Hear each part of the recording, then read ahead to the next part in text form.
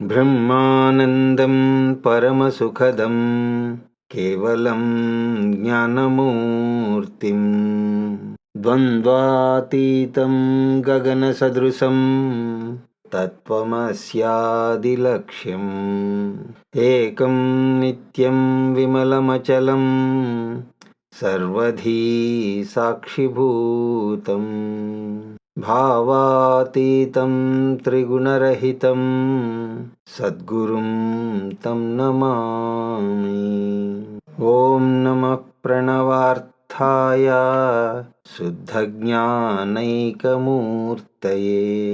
నిర్మలాయ ప్రశాంతాయ దక్షిణామూర్తయే నమః. శృతిస్మృతిపురాణానాం ఆలయం కరుణాలయం నమామి భగవత్పాదం శంకరం లోకశంకరం. సదాశివసమారంభాం శంకరాచార్యమధ్యమాం అస్మదాచార్యపర్యంతాం వందే గురుపరంపరాం. హరి ఓం. స్మరవారం వారం కార్యక్రమాన్ని వీక్షిస్తున్న ప్రేక్షకులందరికీ స్వాగతం. తత్వబోధలో మనం ఆత్మ అంటే ఏమిటో అని చూసినప్పుడు పంచకోశాతీత అని అన్నారు. ఆ విషయాన్ని మనం చూస్తున్నాం. ఆత్మ పంచకోశాలకు అతీతము. అందులో 4 కోశాలను మనం అధ్యయనం చేశాం. ఏమిటవి?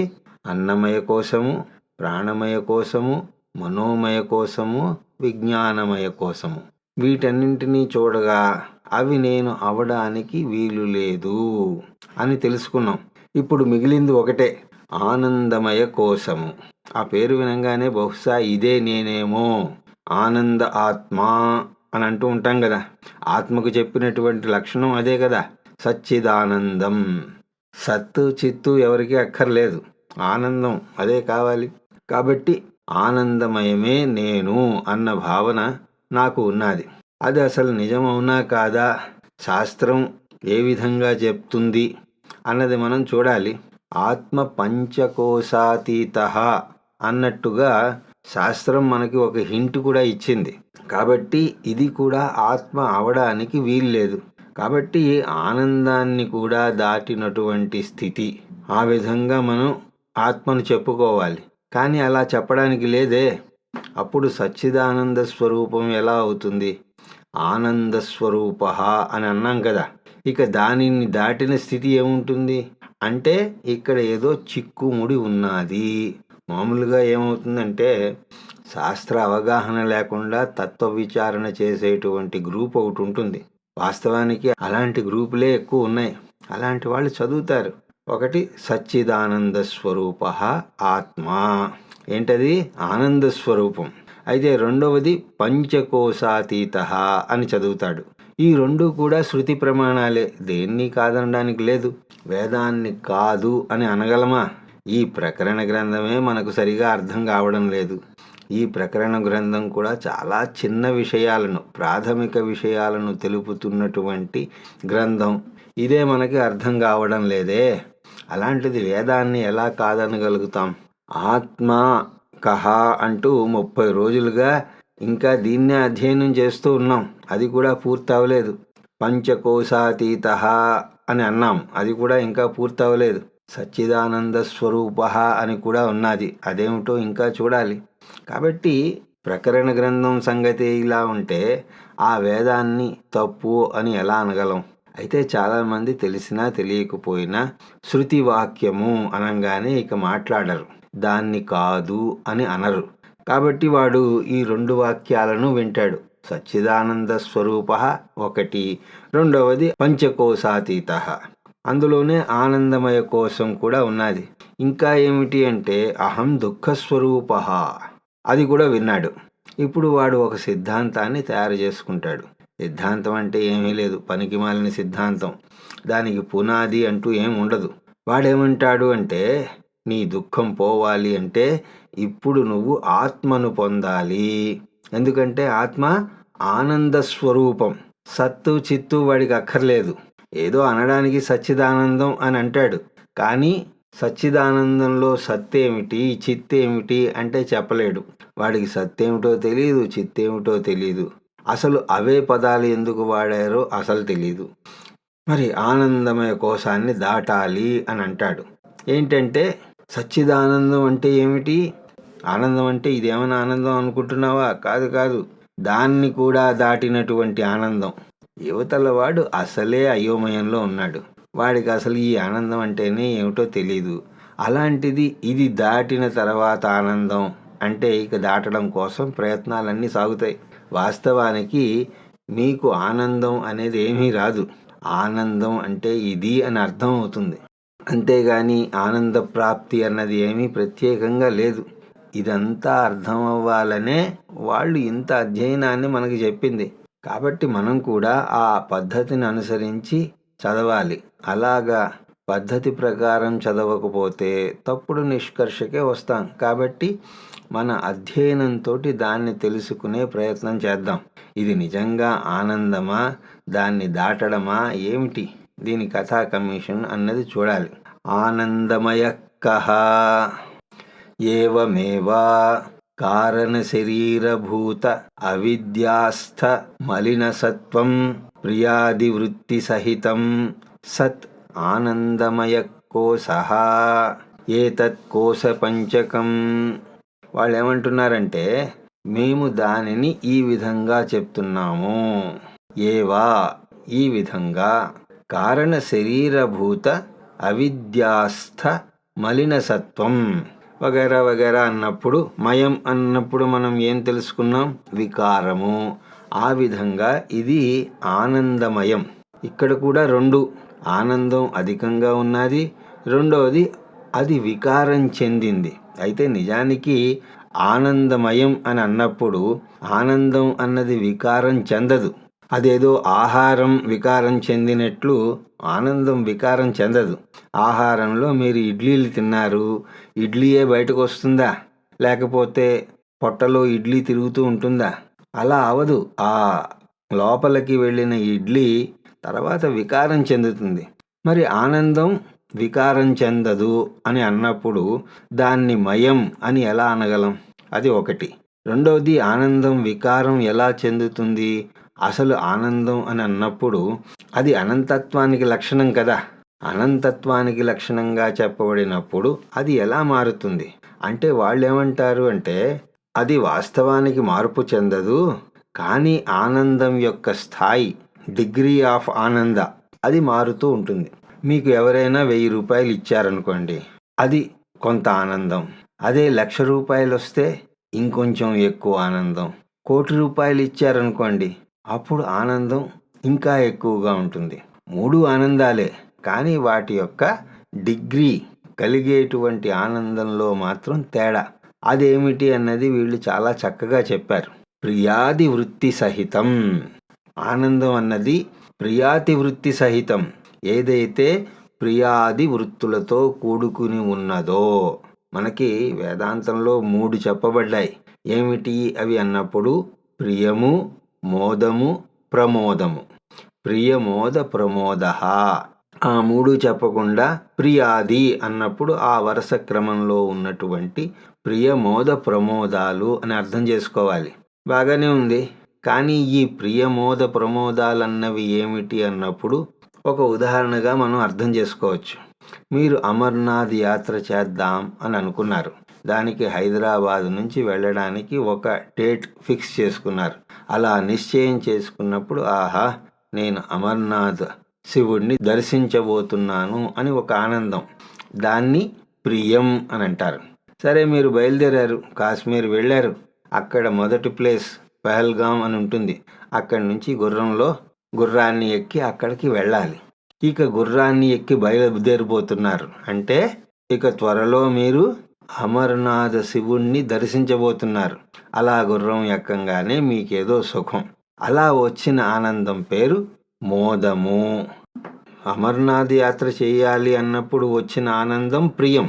అలాగ ఇక గుర్రం ఎక్కి త్వరలోనే అమర్నాథ శివుడి దర్శనం జరగబోతోంది అన్నది ప్రమోదం. ఆ తర్వాత ఇక ఆ గుహ దగ్గరికి వెళ్ళారు. వెళ్ళి ఆ శివుడి యొక్క దర్శనం చేసుకున్నారు. అప్పుడు కలిగేటువంటి ఆనందం ఏదైతే ఉందో అది ప్రమోదము. ఈ 3 అవస్థల్లోనూ ఆనందం ఉన్నది.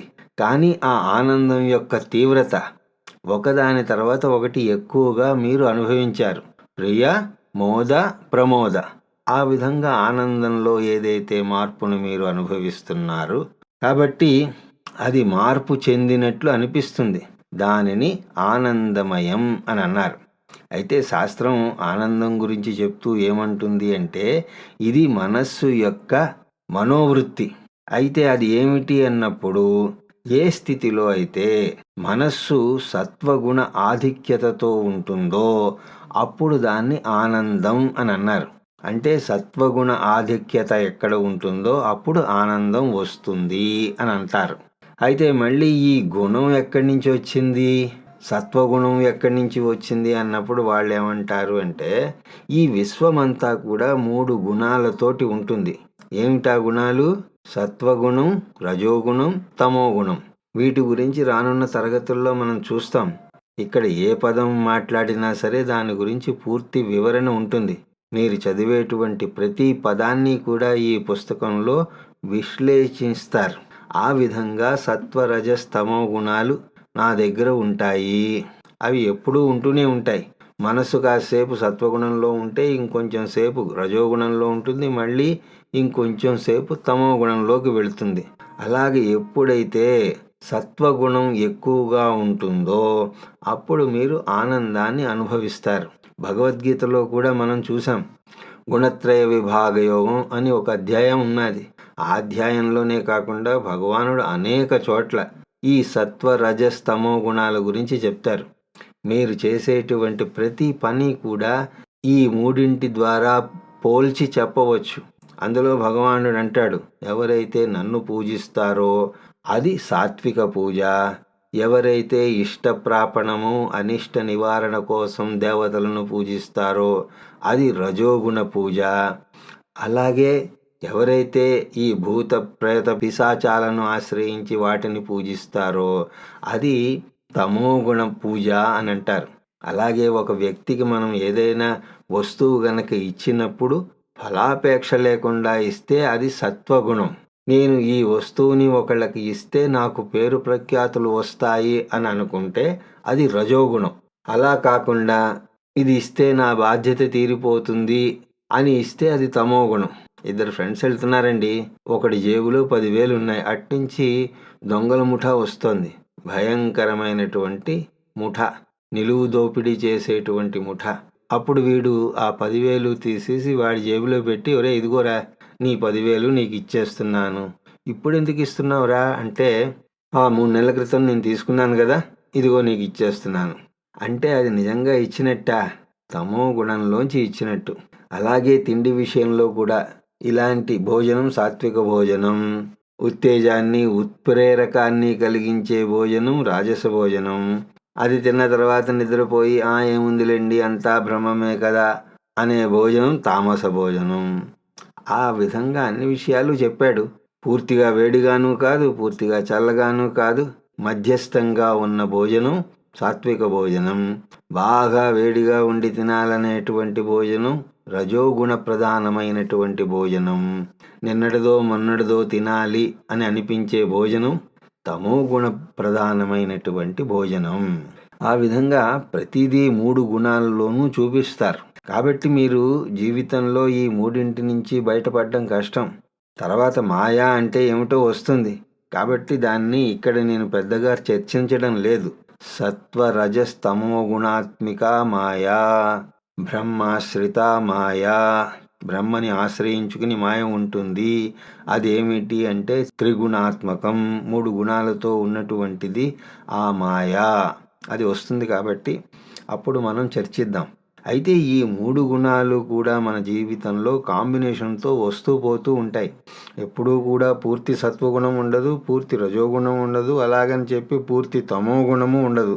రజోగుణం వెళుతూనే తమో గుణం రావాలి. ఎందుకంటే మీరు పనిచేసి అలసిపోయారు, నిద్ర రావాలి. నిద్ర పట్టకపోతే మీ అలసట ఎలా తీరుతుంది?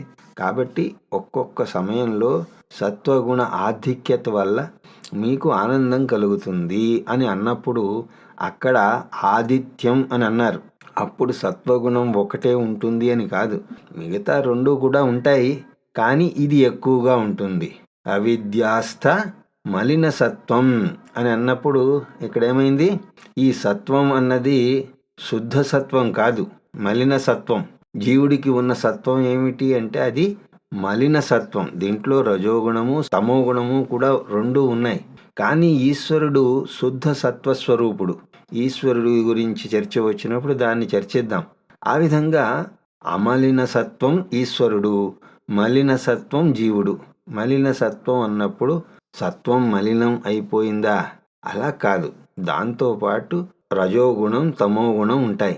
అయితే నా జీవితంలో పొద్దున్న తమోగుణం, మధ్యాహ్నం రజోగుణం, ఈ విధంగా ఏవి ఉండవు. కాకపోతే ఒక్కొక్క సమయంలో ఒక్కొక్కటి యాక్టివ్గా ఉంటుంది. కాబట్టి మీకు ఆనందం వచ్చినప్పుడు సత్వగుణం ఎక్కువగా ఉంటుంది. ఇక్కడ కారణ శరీరంలోంచి చెప్తున్నారు కాబట్టి కారణ శరీరభూత అవిద్యాస్థ మలిన సత్వం అంటున్నారు కదా. ఈ సత్వ రజస్తమో గుణాలన్నీ కూడా మాయలో భాగాలు. ఆ విధంగా ఈ వ్యవహారం అంతా సాగుతోంది. కాబట్టి నేను నిద్రపోయినప్పుడు ఏం జరుగుతోంది అంటే అక్కడ వ్యక్తి అయితే ఉన్నాడు కానీ వ్యక్తిత్వం లేదు. వ్యక్తిత్వం ఎక్కడికి వెళ్ళింది అంటే అవ్యక్తంలోకి వెళ్ళింది. అలా అవ్యక్తంలోకి వ్యక్తిత్వం వెళ్ళింది అంటే వ్యక్తిత్వపరంగా వచ్చేటువంటి తలనొప్పులన్నీ కూడా పోయినట్టే కదా. వీడు ఎప్పుడు చూసినా కూడా తనను తాను వ్యక్తిత్వ రూపంలోనే చూస్తాడు. నేను ఇది, నేను అది అన్నప్పుడు అది పరిమితం అయిపోతుంది. నేను వ్యక్తిత్వాన్ని గనక తీసేస్తే పూర్ణుడను, కానీ ఆ వ్యక్తిత్వం వచ్చేసరికి నేను అసంపూర్ణుడను అని వాడికి ఎప్పుడు అనిపిస్తూ ఉంటుంది. ఆనంద క్షణాలలో నా పరిస్థితి ఎలా ఉన్నది అంటే నేను పూర్ణుడను అన్నట్టే ఉన్నది నా అనుభవం. కానీ ఎప్పుడైతే నేను వ్యక్తిత్వంలోంచి చూస్తానో ఇది నేను అని అన్నప్పుడు నేను కానిదే పెద్దగా ఉన్నది. అవునా కాదా? ఇక్కడ నేను అన్నప్పుడు అహంకార దృష్టితోటి నేను అన్నప్పుడు నేను కానిదే పెద్దగా ఉంటుంది. ఇప్పుడు నేను కానిది ఎంత పెద్దగా అయిపోయింది అంటే దాని ముందు నేను ఎంతో అల్పుడను అని అనిపిస్తోంది. నేను కానిదే అనంతంగా కనిపిస్తోంది. అది నన్ను చుట్టుముట్టి ఉన్నది. కాబట్టి నేను అత్యంత అల్పుడను. వాడి సమస్య అంతా కూడా అదే. నేను అత్యంత అల్పుడను. నన్ను నేను ఏదో పూర్ణమని అనుకుంటున్నాను, కానీ నేను అత్యంత అల్పుడను. ఇదే వాడి సమస్య.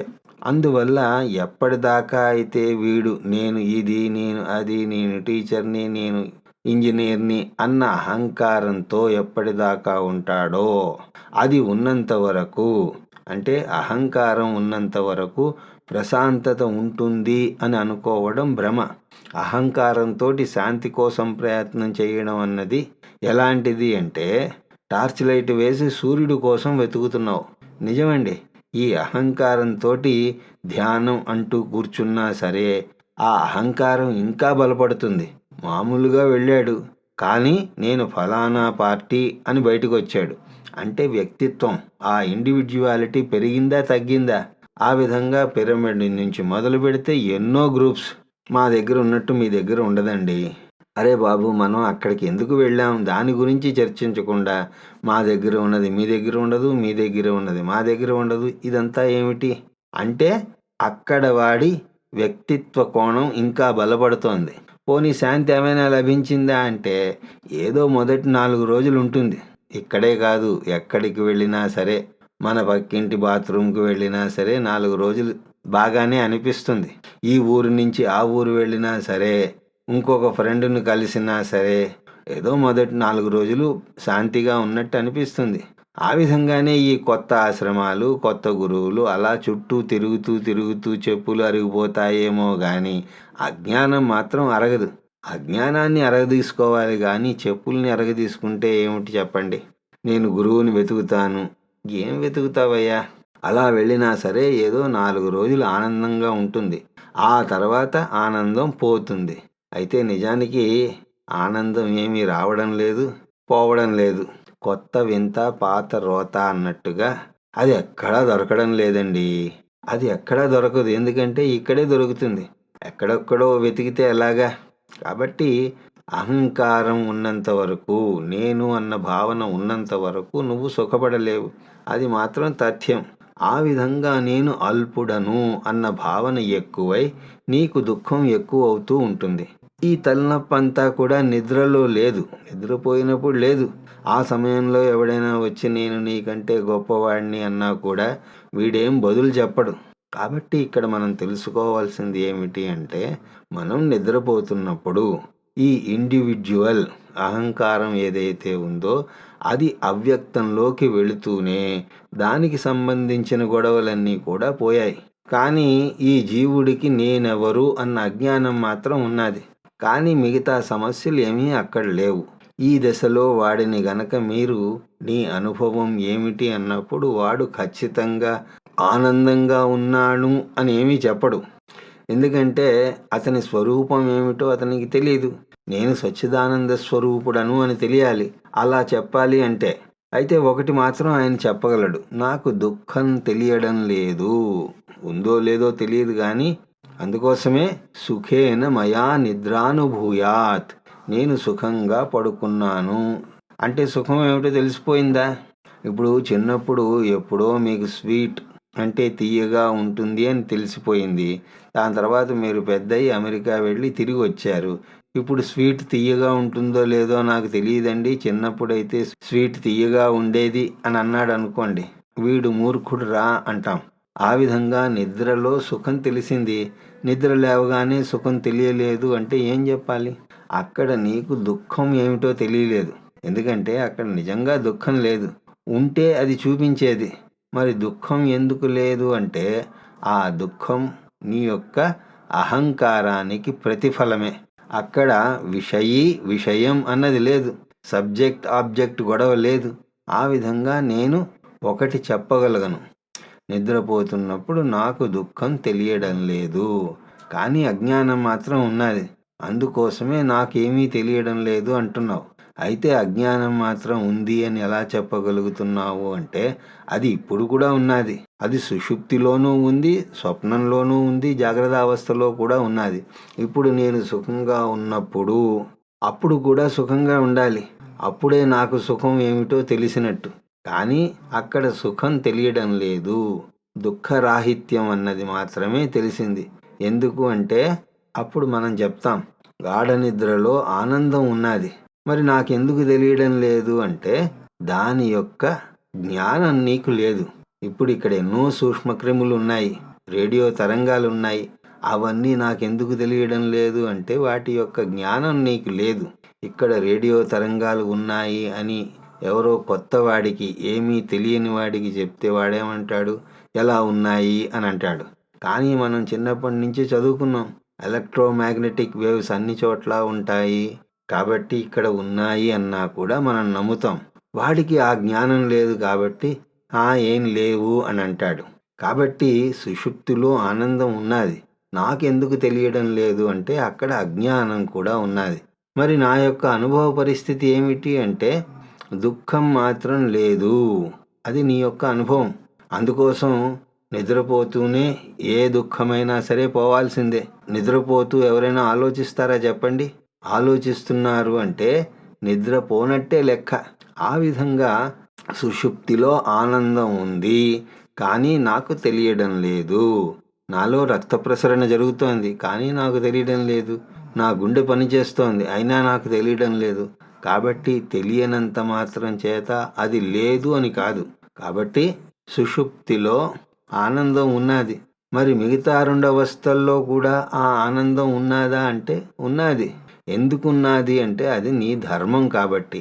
ఈ ఆనందం ఏదైతే ఉన్నదో అది అంతఃకరణలో వ్యక్తమైనప్పుడు ప్రియ మోద ప్రమోదాలుగా చెప్పబడుతుంది. ఆ ఆనందం అన్నది అన్ని అవస్థల్లోనూ ఉన్నదండి. కేవలం జాగ్రత్త అవస్థలోనే మీరు సుఖంగా ఉన్నారా? కలలో సుఖపడడం లేదా? సుషుప్తిలోనే కాదు, ఈ ఆనందం అన్నది ఎప్పుడూ ఉన్నది. నేను అనుకున్న వస్తువుకి సంబంధించినటువంటి ఆలోచన వచ్చినప్పుడు, నేను అనుకున్న వస్తువు దగ్గరికి వెళ్ళినప్పుడు, నేను అనుకున్న వస్తువుని పొందినప్పుడు ప్రియ మోద ప్రమోదాలుగా నా ఆనందం తెలుస్తోంది. ఆనందం అని అనుకున్నప్పుడు ఏమనుకున్నాం? సచ్చిదానంద స్వరూపం. అక్కడ ఆనందం అన్నప్పుడు అనంతం అని అనుకున్నాం కదా. కాబట్టి నేను ఆనందంగా ఉన్నాను అన్న ఏ అనుభవం నా దగ్గర ఉన్నా సరే, అప్పుడు నేను పూర్ణుడను అన్నటువంటి భావం, ఆ అనుభవం నా దగ్గర ఉన్నది. అప్పుడు లోపల కోరుకునే వ్యక్తి అనేవాడు లేడు. కోరుకునే వ్యక్తి లేకపోతే అప్పుడు మీరు పూర్ణులు. ఇప్పుడు నేను అనుభవిస్తున్నటువంటి ఆనందాన్ని ఎలా చెప్పాలి అన్నప్పుడు ఆత్మ యొక్క అని చెప్పలేం, కానీ అంతకన్నా చెప్పడం కుదరదు కాబట్టి అలా చెప్తున్నాను. ఆత్మయే అనంతం కాబట్టి ఆ అనంతం అంతఃకరణలో ఎప్పుడు ప్రతిబింబిస్తుందో, అంతఃకరణ అంటే ఏమిటి? మనోబుద్ధి చిత్త అహంకారాలు. కామన్గా చెప్పినప్పుడు మనస్సు అని అంటాం. ప్రత్యేకించి చెప్పాలి అంటే ఎలాగైతే ప్రాణము అన్నప్పుడు 5 వచ్చేస్తాయి. ప్రత్యేకించి చెప్పాలి అంటే ప్రాణ అపాన యాన ఉదాన సమాన, ఆ విధంగా చెప్తాం. కాబట్టి మనస్సు అన్నప్పుడు అంతఃకరణ, ఈ 4 వచ్చేస్తాయి. దాన్ని ఏ విధంగా చెప్పాలి అంటే, నా మనస్సు ఎప్పుడైతే సత్వగుణ ఆధిక్యతతో ఉంటుందో ఆ సమయంలో పరిమిత భావం లేనటువంటి అనంతత్వము దీని మీద ప్రతిబింబిస్తుందో ఆ సమయంలో కలిగే దానిని ఆనందము అని అంటాం. అవే ప్రియ మోద ప్రమోదాలుగా, ఒక రకంగా దాన్ని సుఖం అని అంటాం. ఆ భావన నాకు కలుగుతోంది. అయితే ఈ ప్రియ మోద ప్రమోదాలు ఆనందంగా ఏవైతే చెప్పబడుతున్నాయో అవి దేశకాల పరిస్థితులను బట్టి మారుతూ ఉంటాయి. మీకు ఎవరైనా కాఫీ ఇచ్చారనుకోండి, మూడు బాగున్నప్పుడు కాఫీ ఇస్తే ఆ కాఫీని ఎంజాయ్ చేస్తారు. అలాగే సమయం కూడా, మీరు ఏదో మంచి సత్సంగాన్ని వింటున్నారు, అప్పుడు కాఫీ తెచ్చి ఇస్తే వద్దు అని అంటారు. కాబట్టి ఈ ఆనందం కూడా సమయాన్ని బట్టి స్థలాన్ని బట్టి మారుతూ ఉంటుంది, మనస్థితిని బట్టి కూడా మారుతూ ఉంటుంది. కాబట్టి వికారః, అందువల్ల ఇది ఆనందమయం అయ్యింది. ఉన్నది ఆనందమే, ఆనందం కాకుండా ఏమున్నది?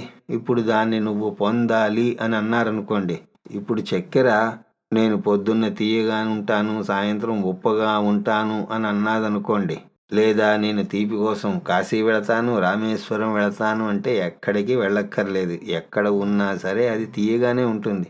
ఎక్కడ ఉన్నా ఎప్పుడైనా అది తీయగానే ఉంటుంది. ఆ ఆనందమే పూర్ణంగా ఉన్నది. ఆ ఆనందమే ప్రియ మోద ప్రమోదాలుగా వికారం చెందినట్టు తెలియబడుతోంది. కాబట్టి దాన్ని ఆనందమయం అని అన్నారు. ఈ ఆనందమయం ఇప్పుడు ఏ అవస్థలో ఉన్నది చెప్పండి? దాన్ని దాటడం ఎలాగా? ఎప్పుడైతే ఆనందం వికారం చెందిందో, వికారం చెంది అనుభవింపబడుతోందో, అది అన్ని అవస్థల్లోనూ ఉన్నది. అది ఆనందమయం. అయితే ప్రియం అన్నది ఆనందం, కానీ ఆనందం ప్రియం కాదు. అలాగే మోదం అన్నది ఆనందమే, కానీ ఆనందం అన్నది మోదం కాదు. ప్రమోదం ఆనందమే, కానీ ఆనందం ప్రమోదం కాదు. కాబట్టి ఇదేమిటి అన్నప్పుడు ప్రియ మోద ప్రమోదాత్ వ్యతిరిక్తః. అందువల్ల ఇది ఆత్మ కాదు. ఆ విధంగా ఇది వికారమాత్రంగా తెలియబడడంతో దీన్ని ఆనందమయం అని అన్నాం. మరి కోశము అని ఎందుకన్నారు అంటే, ఇంతకుముందు మనం చెప్పుకున్నట్టుగా మన అజ్ఞానం కారణం చేతనే దాన్ని కోశము అని అన్నాం. ఇక్కడ కొంచెం వివరంగా మనం చూడాల్సి ఉన్నది. దాన్ని మనం తర్వాత తరగతిలో దర్శించే ప్రయత్నం చేద్దాం అని తెలియజేసుకుంటూ, నా మాటలను ఎంతో శ్రద్ధగా వింటున్న మీ అందరికీ శిరస్సు వంచి నమస్కరిస్తూ, హరి ఓం తత్సత్.